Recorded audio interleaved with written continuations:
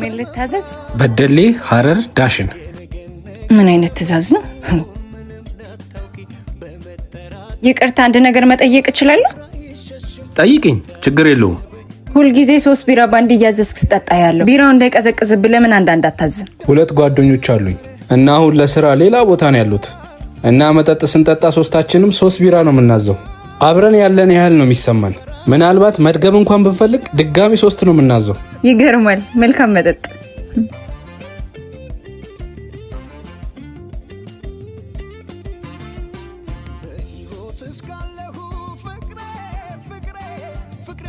ይሄው የተለመደውን አምጥቻለሁ።